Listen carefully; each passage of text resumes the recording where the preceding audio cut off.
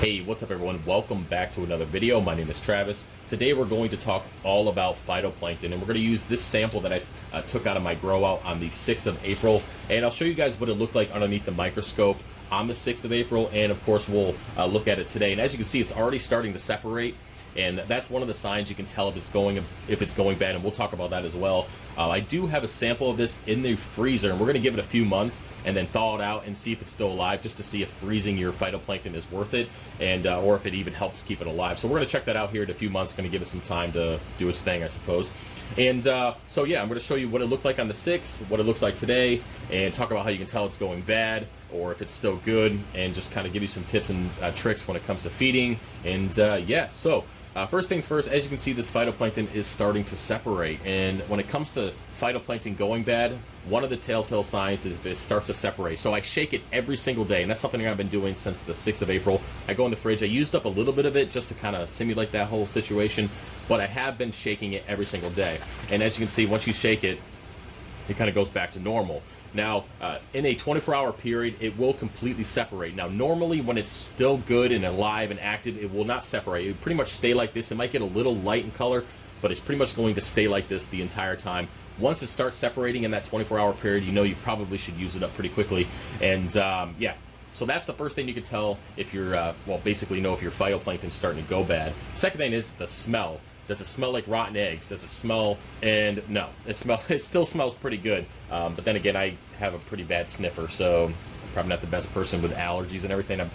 Basically, if it smells like rotten eggs, then you know it's probably not something you want to be dumping in your tank. Now, the third way you could tell if your phytoplankton is going bad is if it starts to have an oily surface. So if it separates a little bit here at the top, you kind of see a little bit of water, and then it's kind of oily on the top. That's another sign that your phytoplankton is going bad. So the first thing is going to be if it separates completely, if it smells like eggs, and then the third thing is if you get an oily kind of top to it, then you know it's starting to go bad. But other than that, it's pretty much good to go. So with this one, it's been in there since the 6th of April. It is the 19th of May, so that's definitely a long time. Most people are using up their phytoplankton in that time. I know that I go through about 2 bottles of this stuff a week at the moment. I've been dosing quite a bit of it. It's been really good for the reef tank. And yeah, so now let's go ahead and head over to the microscope and see what this stuff looks like. Now, first thing I'm going to put on the screen here is what the phytoplankton looked like on the 6th of April. You can see it's pretty active, a lot of movement. It's doing pretty darn good. So let's go ahead and get some of this here on the slide, and we'll see if it's still alive. So first thing we're going to do, shake it up a little bit.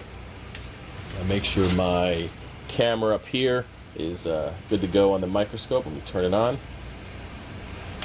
All right, so we can get some proper recording. Get in here and take out a sample. It's a big sample. You definitely don't need that much. Drop will do you. All right. Put the lid on because you know I'll bump it and it will go everywhere. There we go. All right.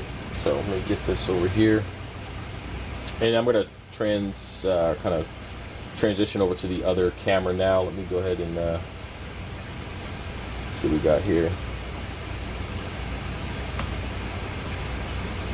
All right, so we're here. I'm gonna zoom in. So you can see that the cells are not nearly as active, if at all, compared to what they were. At this point, you can pretty much say that this, we're gonna zoom in a little bit more, but the sample itself is pretty much dead. You can see there's a couple of them floating around there, but compared to the first slide that you guys saw, it's definitely not nearly as active. There's a few more, so it's not completely dead, but it's definitely slowed down a little bit. Remember, before we couldn't even keep them still. So there is a little bit of movement, not a lot. So I would say a few of these cells are still alive, but in general, this sample itself is dead. As you can see, so you can see a little bit moving around there. A couple of them just swam by. So 99% of this sample is dead, or they're pretty darn sleepy, one or the other. Trying to get a little bit of darkness here so you guys can see. There we go, get that adjustment. All right, so there's a little bit of movement, not much, but most of this is dead, unfortunately. So again, this separation started happening about 3 or 4 days ago, I'd say probably 4 days max, that's when it started completely separating. So up to that point, it was active and alive, and you can see that there's still some alive in here. There's still some movement. So that doesn't mean that the sample is completely bad. It doesn't mean that you can't use it. This right here, I'm going to dump this in my tank because it still smells pretty good.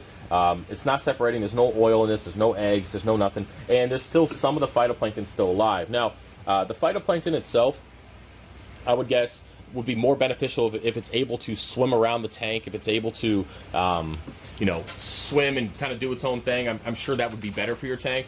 But the fact that it's still in here, again, it's not gone completely bad. It's not rancid. I'm still going to drop this in my tank, and I'll show you guys that here in a second. I'm probably just going to dump the rest of it in there because I haven't put any in the tank in a couple days. So, I mean, that just goes to show, even though the majority of the sample is dead, with exception, about 1% of it, I would say, is alive and swimming, I'm still going to use it. It's when it starts to turn that smell and it starts to go bad and separates completely in the oiliness, that's when I would not use it. Usually I just tell by the smell. The separation's okay. I've dealt with that. I've used it before in the past with no issues. It's when it starts to smell bad is when I refuse to put it in my tank. So just remember that. And yeah, so you can definitely see a big difference between a live active culture of phytoplankton on the first day and what it looks like a month and 2 or 3 weeks later. There's, you know, it's probably going to be wise to use your phytoplankton within a month or so, at least if you're going to keep it in your refrigerator. Now, like I said, we got some in the freezer, and we're going to see what happens to that after a few months. But anyway, so I'm going to give you guys a quick few tips of feeding. Let's head over to the 40-gallon shallow reef, and we'll do that. Okay, so here we are at the 40-gallon shallow reef, and just a heads up for those of you who are new to the channel, this is just one of 5 tanks in a system which is about 500 gallons of water. So when you see me dumping in about, I don't know, a third of a bottle of this phytoplankton, that's just because it's for 500 gallons. It's not for just a 40-gallon shallow reef. You're not going to want to dump that much phytoplankton. There's actually dosing instructions on the front of the bottle for my my specific phytoplankton that I sell on the website. And anyway, so I guess we could talk about dosing real quick. I usually start off slow, and that's something that you're going to want to do when you start dosing phytoplankton. This does add to your bioload, your nutrients. It does add to the fact that your nitrates and phosphates might go up.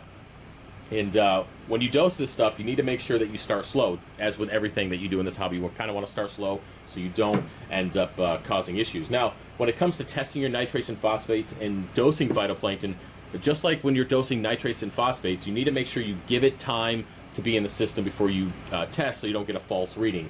What I like to do is I'll dose this stuff at night, or I'll feed at night, depending kind of what my schedule is. I'll dose it in the evening, and I'll wait at least 24 hours before I test nitrates and phosphates to make sure this stuff is either been used in the water column, it's been taken care of, pulled out with a skimmer, whatever. I want to make sure that it's not going to impact, because if you dose this stuff now and I come in here and I test nitrates and phosphates, I'm going to get a false reading. It's going to be extremely high, and you're going to be like, what the heck's going on? And for those of you who don't really know how this stuff acts in the tank, you might overreact and do a bunch of water changes thinking that your nutrients are through the roof and cause issues with your system. So just kind of keep that in mind.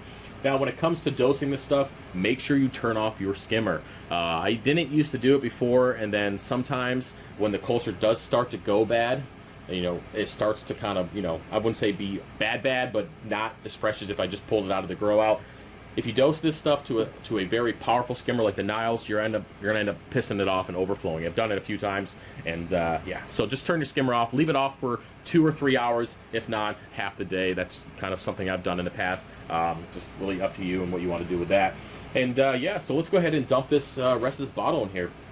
Now when it comes to dosing this stuff, I just get the amount that I'm supposed to have based on the directions or what your nutrient levels are and whatever you're comfortable with, and I just dump it in front of the power head. Let the power head do the work, and it's going to be green. There we go. And this is something that I have recommended to people who have dino in their tank. I've used phytoplankton along with dosing nitrates and phosphates to completely eradicate dino from the system. I mean, this tank has had it. My main display hasn't, which is good. Even though it's all on the same system, I've never had it in my main display, except for that one time that I showed you guys, and that was way back. I got it on my main display and have never had it since, but I have had it in this tank and a couple of the grow out tanks, but never had it again back in my main display. And I dose phytoplankton in the tank that has dino, and it seems to take care of it relatively quickly. Now, I don't really know the science or the correlation between what phytoplankton does to dino. I don't know, but I do know that it does help increase the nutrients, which is also good for helping dino. So anyway, dumped in the rest of that. It's going to work its way through the entire system and be good to go. And yeah, that's about it. I didn't want to make the video too long. It's probably, what, we're already 3 minutes into this nonsense. But anyway, that's about it, guys. Hopefully you enjoyed it. You get a little bit more idea of how phytoplankton, how long it lasts in your system, kind of dosing wise. Just, you know, just the point of the video. Take whatever information you can get out of it, and have a great day, I guess. Anyway, that's about it. I am done talking, and no drinking games. I know I said basically a lot. No drinking games. None of that shit. Can't be held responsible for the dumb crap you guys do. All right, so I'll see you guys later. Peace.